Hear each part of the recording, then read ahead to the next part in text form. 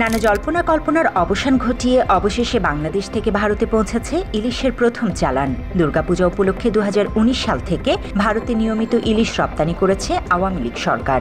শেখ হাসিনার পতনের পর ইলিশ নিয়ে ভারত বাংলাদেশের মধ্যে শুরু হয় নতুন উদ্বেগ।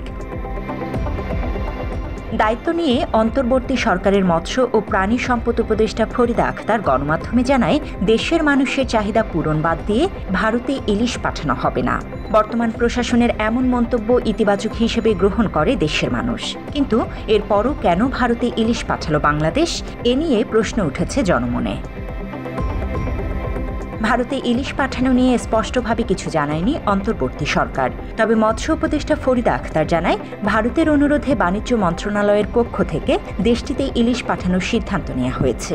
এ বিষয়ে অর্থ ও বাণিজ্য উপদেষ্টা ডক্টর সালিউদ্দিন আহমেদ জানান, বৃহত্তর স্বার্থে ও সর্বোচ্চ মহলের সিদ্ধান্তে ভারতে ইলিশ পাঠানো হচ্ছে।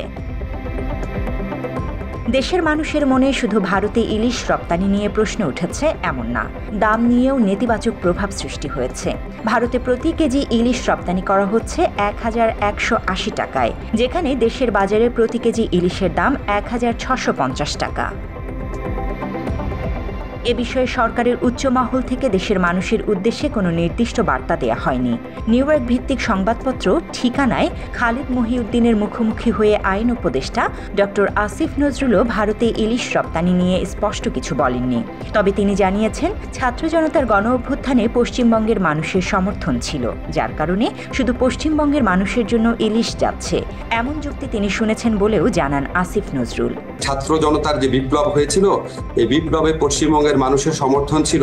যেখানে আদানি বিদ্যুৎ কেন্দ্র, রামপাল কেন্দ্র, সীমান্ত হত্যার বিষয় রয়েছে, সেখানে ইলিশের মতো ছোট বিষয়ে তাদের নেতিবাচক বার্তা দিতে চায় না বাংলাদেশ। পশ্চিমবঙ্গের মানুষের ইলিশের যে ইয়েটা আছে, এই ছোট একটা জিনিস নিয়ে আমি তাকে আঘাত করতে চাই না।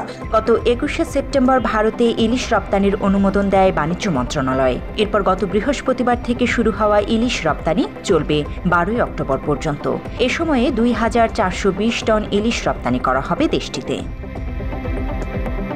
জান্নাতুল ফেরদৌস তমা, বাংলা এডিশন।